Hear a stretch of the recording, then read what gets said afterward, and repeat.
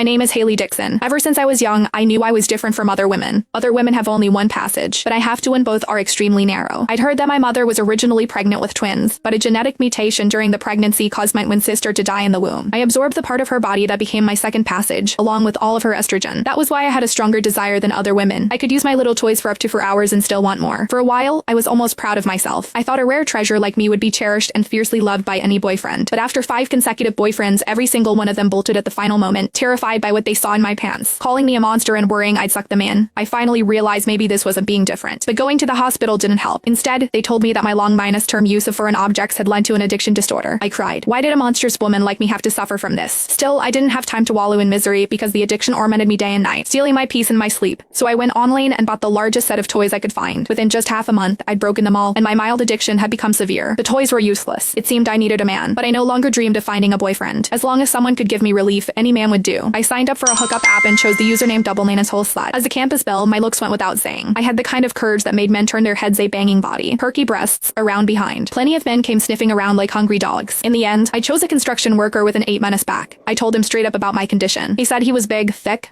and long lasting, and that it'd be like a threesome she'd definitely make me see heaven. My legs went weak just hearing it. That very night, we agreed to meet in the campus grove. He stood nearly 6- for next to him. I felt like a child. He was so excited that he lifted my skirt right away. I bit my lip and spread my legs, ready to when I heard him let out a scream like he'd seen a ghost. Holy shit, the hell is this? He jumped back, staring at me in horror. My heart shattered. Even such a rough man was disgusted by me. If he wouldn't do it, then no man would. I threw away all shame. You're already here. Please, just do me. I'm begging you, I'm going crazy from the itch. Seeing him turn to run, I grabbed his pants leg in a panic, crawled in front of him, stuck up my round ass, and wagged my head like a dog in heat, begging to be mounted. Maybe it was pity, maybe something else he agreed to try. But in the end, his member went limp before we even started. As he left, he said, "Girl, you're real pretty, but this is too much. I just can't get it up tall." I cried. Tears of helplessness slid down my cheeks. Was there really no man in this world who could satisfy me, except one born with 2 reproductive organs? I don't know how long I cried until I fell asleep. When I opened my eyes again, it was dark. I straightened my clothes and walked out of the grove. That was when I heard a man and woman arguing nearby. The girl was fairly tall, hands on her hips, voice loud with accusation. "You're a monster. Your thing is like a wild donkey and there are 2 of them. It's terrifying. I'm not about to bleed out and die." The guy was tall and handsome, with the kind of defined, smooth muscles that came from serious training, but he was practically begging her, "You haven't even tried it, and since we're already here, why not give it a shot?" That sounded so familiar. "Try it, my ass. The only one who could handle you is an alien." She turned to leave, but he grabbed her arm, faced with the guy's relentless pleading. The girl was at a loss. Then she spotted me. Her eyes lit up, and she hurried over. "Actually, I'm a lesbian. I like girls. I only agreed to meet you because I thought you were bluffing. See? My girlfriend's here to pick me up." She leaned close and whispered, "Hey, do me a favor." The next second, she planted a loud kiss right on my cheek. "See that?" Then she grabbed my hand and ran off, leaving the guy standing there questioning his entire existence. After we put some distance between us, she told me what happened. She hadn't had a hookup in 6 months. On the app, she'd come across a guy who went by Dual Base God.